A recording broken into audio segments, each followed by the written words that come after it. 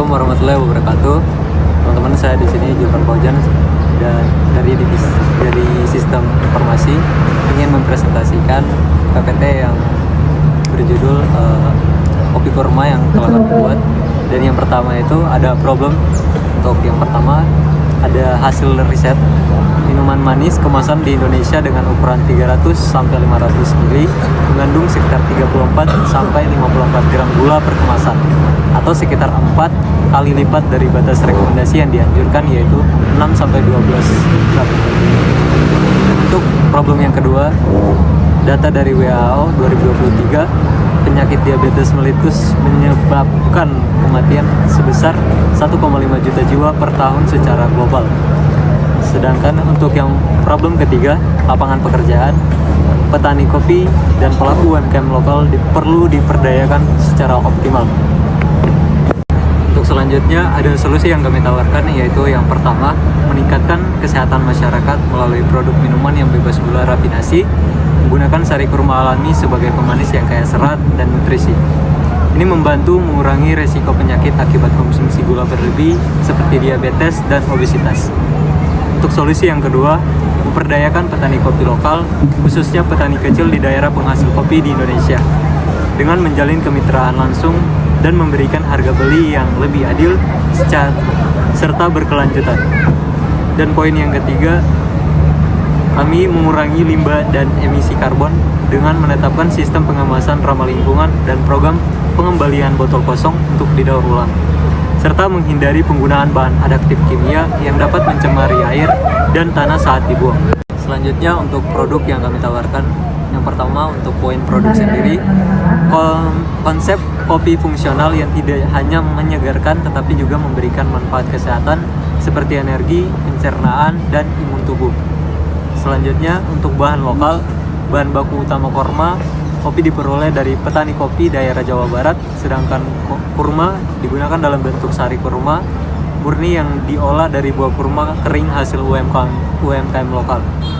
Yang ketiga ada varian rasanya. Yang pertama kopi latte 12.000 dengan yang kedua kurma matcha yang bertarif 15.000, dan yang ketiga ada kurma nata de coco berharga 15.000. Dan untuk selanjutnya ada desain kemasan praktis siap minum menggunakan botol PET 250 ml yang ramah lingkungan dan didesain modern dengan informasi nilai gizi dan komposisi bahan. Halo, Assalamualaikum warahmatullahi wabarakatuh.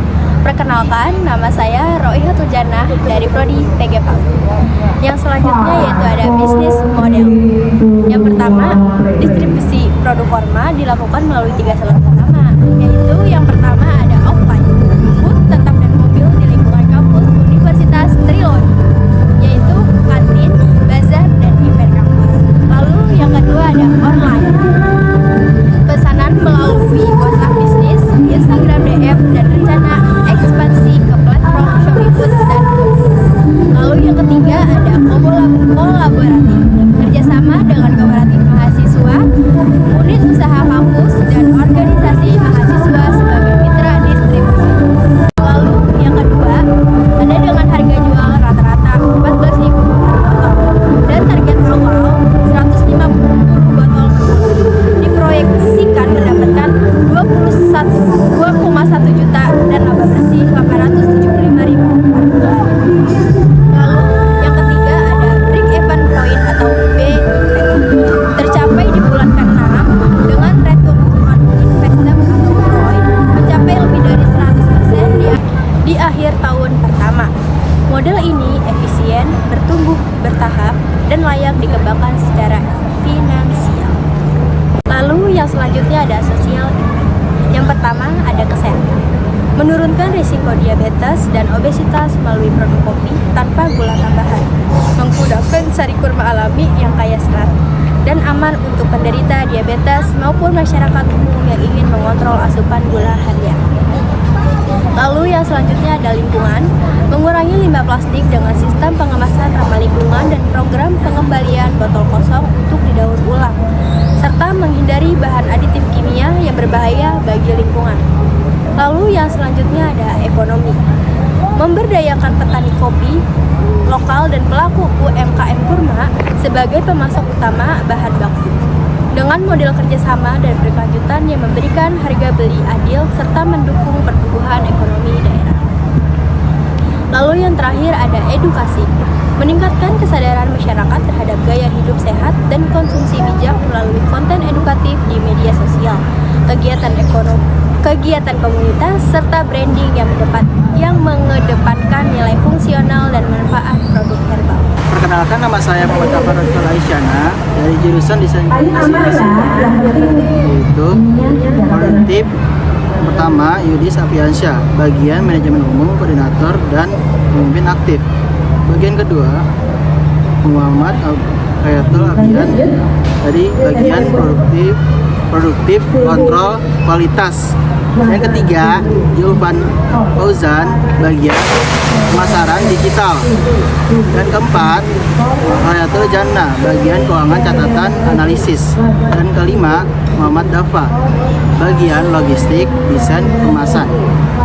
Marketing plan, strategis pemasaran, kami menggunakan pendekatan digital yang relevan dengan pembahasan konsumsi konsumen muda dan sekaligus penguatan hubungan profesional melalui komunikasi, kualitas, dan layanan dan responsif. Fokus utama adalah perkenalkan nilai fungsional kopi kurma secara edukasi dan menyenangkan sambil menciptakan pengalaman positif dan mendorongkan membeli ulang.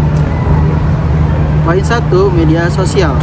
Edukasi bermanfaat kopi kurma, testimoni, langganan, videografi, proses penetrasi, dan konten interaktif secara rutin dan Instagram dan TikTok. Poin kedua, program awal, diskon pembeli pertama, giveaway, dan program kualitas pengelangganan. Poin ketiga, aktivitas komunikasi prioritas, kolaborasi dengan organisasi kampus untuk sponsorship acara dan menyediakan sampel produk gratis.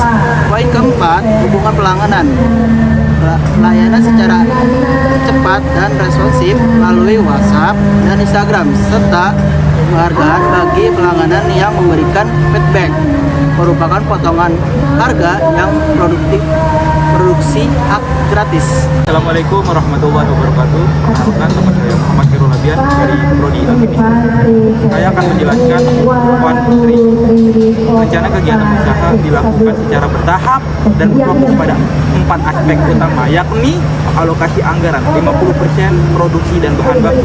Pada tahap awal, sebesar 50% dari total anggaran akan difokuskan untuk kegiatan produksi yang akan digunakan untuk pengadaan bahan baku utama seperti kopi, sari kurma, susu, matcha, nata de coco, serta bahan pendukung seperti botol kemasan PET dan label. 30% legalitas dan sertifikasi. Kegiatan dalam pos ini meliputi pengurusan izin edar, pendaftaran merek, pengujian laboratorium terkait kandungan gizi dan keamanan pangan. 15% promosi. Pengembangan kegiatan ini meliputi formulasi rasa dan komposisi produk, riset pasar terhadap preferensi konsumen, pengembangan desain kemasan, serta uji coba awal yang bertujuan memperoleh umpan balik konsumen. 5% alat tulis dan operasional. Kebutuhan ini mencakup pembelian kertas, tinta, printer, emas, alat tulis, serta perangkat bantu lainnya yang bersifat non modal. Total dana dibutuhkan 15 juta. Terima kasih.